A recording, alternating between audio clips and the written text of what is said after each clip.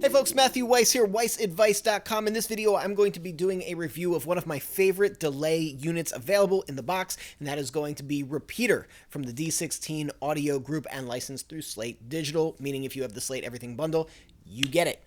So when I'm using a delay in a mix, typically what I'm trying to do is create a sense of driving ambience, a little bit of three-dimensionality that also kind of assists the groove.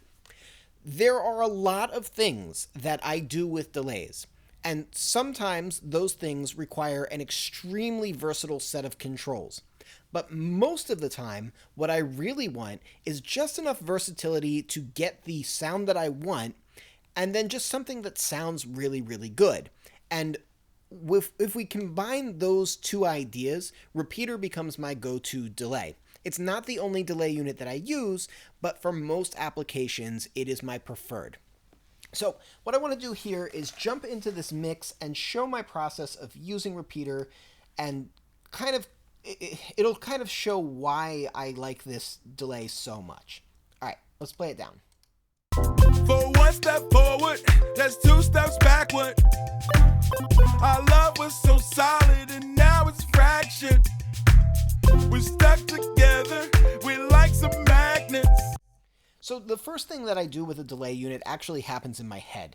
I try to hear the rhythm that I'm trying to pull out. For certain types of swings, I really like the dotted eighth note kind of thing, or like the eighth note on one side, dotted eighth on the other side. That's really good for like music where there's a lot of like upbeat. So reggae music, dancehall music, reggaeton, I find myself doing that. For hip hop, I tend to like more straightforward rhythms, something that kind of just marches a little bit, and so that tends to be more of the eighth note or quarter note variety, and it just depends on how much of a rhythmic outline I want. In this one, it feels pretty solid that I want like a quarter note kind of a bob to it, because there's this sort of groove that's already inherently there. For one step forward, that's two steps backward.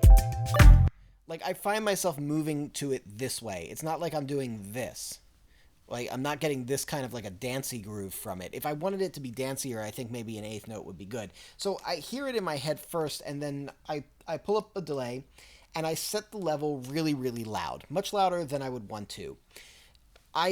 I do this so that I can really hear how the color and tone of the delay and the rhythm and feedback of the delay is interacting with everything, so that when I turn it down, I'm not doing any guesswork. Now, our perception of things does change when we turn a level down, so we do have to keep that in mind. The way I compensate for that is I find that being a little bit more extreme when we're setting up our delay, just really going a little bit more intense with it, tends to yield better results, because when we turn it down, we still get the things that we like from it. Subtlety is not really the move. So, I explained that entirely with my hands. Crazy, right? So, let's hear it. For one step forward, that's two steps backward. Our love was so solid and now it's fractured. So this digital delay is pretty much just a copy of the dry signal going into it. That's not what I want here. If I can, I try to imagine what the sound would be before I even start going for it. There's certain sounds that I'm just familiar with from like experimentation and doing it time and time again, where I just kind of know what it's going to do. Space echoes come to mind pretty quickly because I've used them quite a bit. There's a sort of like diffuse ambient comb filtery quality to them that almost make them feel like delays going through very short reverbs. Sometimes that's a great sound, and that's exactly what I want. Here, what I'm kind of thinking is like there's this sort of throwbacky retro vibe to this record, so I want to kind of impart that into the delay. So I'm thinking something that's a little bit more old sounding is going to be the way to go. So that gives me a few options here. I've got Echoplex, which could sound that way. I've got old radio, which it has old right in the name, so obviously it's going to sound old. Cassette tape would do the job. Mellow delay is like a Bucket Brigade kind of delay. And then we have these tape delays with various degrees of saturation and runoff. So any of those could be cool. I just need to basically jump through a few of them and see what I like. And each one of these is really different. And this is why I like Repeater. If I had to sum it down into one thing, it's really this right here. There's a lot of complexity that goes into modeling the delays that are being modeled. The modulation that happens, as well as the way the signal changes each time it feeds back. Those are things that you can create in very versatile delay units, but they take a little bit of know-how and effort to get there, whereas this just gives you something that sounds really good and does the things that you would want them to do naturally. So I don't have to like tweak how all of the different repeats change over time and things like that. It just kind of gives me what I want. So one of these is going to do what I need it to do. So I might try the Plexi Echo. For one step forward, that's two steps backward. Our love was so solid, and now it's fragile. And that gives me this like really nice saturated upper mid. Makes it feel a little splatty and forward in the upper mids, but probably not what I actually want. Try this mellow delay. For one step forward, that's two steps backward. Our love was so. That's a nice vibe, but maybe it's a little bit too rolled off and too soft. So then I might try something like maybe this tape delay vintage. For one step forward, that's two steps backward. Our love was so solid, and now it's fragile. So this also has a distinct upper mid-range saturation, but it's more pointed than the Echoplex. It feels a little bit more assertive and aggressive. I like this. I like the way that it's kind of rolling off the extreme top, but it's kind of pushing the upper mid and kind of rolling off the lows. And I like the way that it's really like graining out as it continues with the different repeats. So this is the one that I like. It's giving me the good vibe. And I can move all of that technical stuff that I just said to the side and just be like, how does it feel? And it feels good. It feels right. So I'm going to roll with it. That's going to be the way that I go. Now, one thing that's really important to point out here is that the saturation is input dependent. So if I turn this up 12 dB on the input and I turn this down 12 dB on the output, I'm going to get a slightly different sounding signal than what I started with. For one step forward, that's two steps backward. Our love was so solid, and now it's fractured. And there we get a much broader saturation. It's also compressing the signal in its own kind of way as well, like, you know, dynamically restricting it in a sort of bulk way. I think that that's maybe pushed a little too much, but maybe splitting the difference is going to give me exactly what I'm looking for, because I still want it to poke a little bit. I just don't think that it's bad if it kind of runs off a little. For one step forward, that's two steps backward. Our love was so solid, and now it's. So then I start moving on to the nuances of things. One of the things that I consider is, do I want it to be exactly on beat, or do I want it to be a little bit ahead or behind? So in this particular case, I would say it's worth experimenting with taking the tempo down a little and just rushing it ever so slightly. For one step forward, that's two steps backward. Our love was so solid, and now it's fractured. And that very subtly creates the feeling of a little bit more speed and anxiety and energy and jump to it. If I exaggerate this a little bit more, it'll start to feel like it's out of time, but you'll hear it a little bit more clearly. For one step forward, that's two steps backward. Like right away, you feel like that makes you really anxious and tense. But if we get just the right amount of anxiety in there, it becomes excitement. And that's kind of what I'm going for. So let's set this back to quarter note here. Quarter note here. Come on, we can do this. There we go. And then back into sync mode and just speed it up a little bit. Perfect. There we are. Okay. Then do I want a spread or do I want a mono throw? I think typically for this kind of record, I would probably go for a more mono throw, but in this particular case, I actually went for something that was spread out.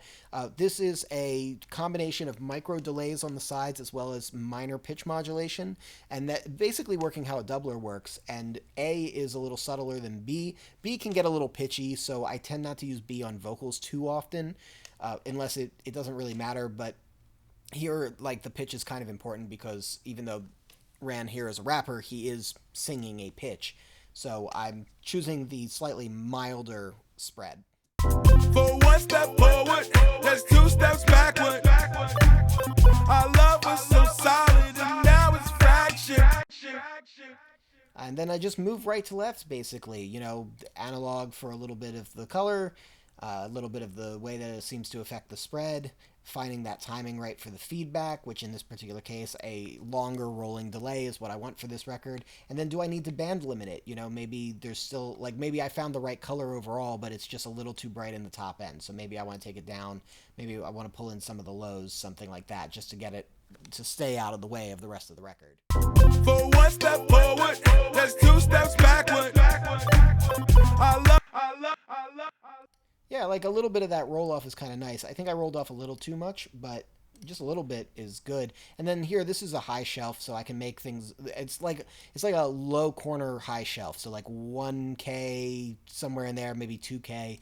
And then it's just, you know, customizing, like, do I want it to pop more? Do I want it to sit back a little bit more? In this particular case, after rolling off some of the top, I wouldn't mind if it popped ever so slightly. For one step forward, that's two steps backward. I love us so solid. And remember, I'm going to keep making the more assertive choices as I go. Once I turn it down, I might revisit some of those, but basically I really want to beat people over the head with it when it's loud. It should be throwing things off if it's loud.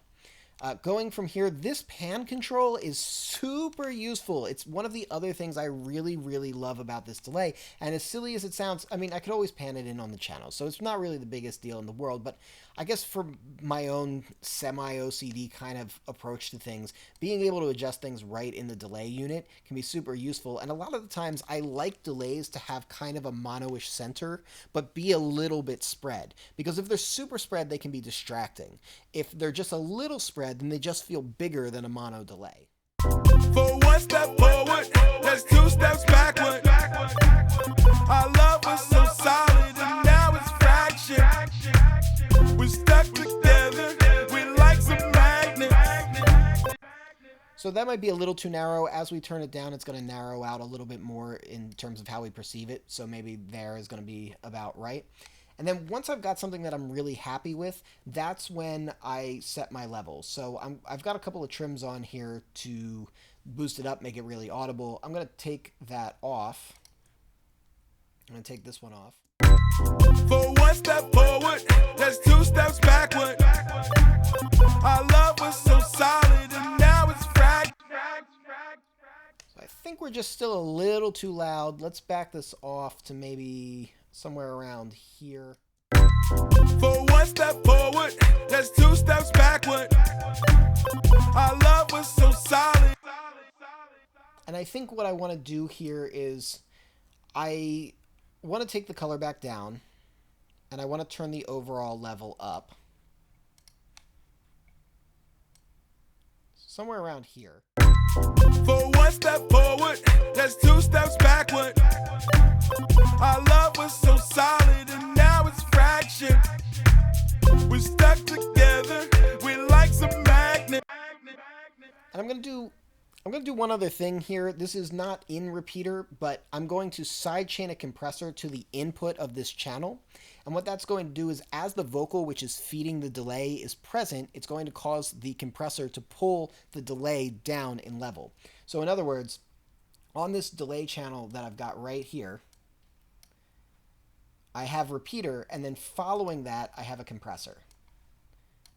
But if we look closely, next to this key, it says delay left. The send is coming from delay. So the level that's going into the compressor that's going to the delay is also going into the compressor. So whenever the vocal is present and sending signal, it's going to cause the delay to be turned down. And then it's going to come up wherever the vocal is not present. For one step forward, that's two steps backward. Our love was so solid, and now it's fractured. So now what I'm going to do is I'm just going to make a quick little adjustment. I'm going to send less signal to the delay, which will technically change my saturation curve, but it may not be so noticeable. And then on the output, I'm going to push the output up louder. For one step forward, that's two steps backward. Our love was so solid, and now it's fractured. We're stuck together, we're like some magnets. And the very last thing that I'm going to do, and I do this very frequently no matter what delay I'm using, is then send the delay to the reverb that I'm using for whatever the source is as well. So in this particular case, it's my outboard Bricasti. This is the reverb that I'm using.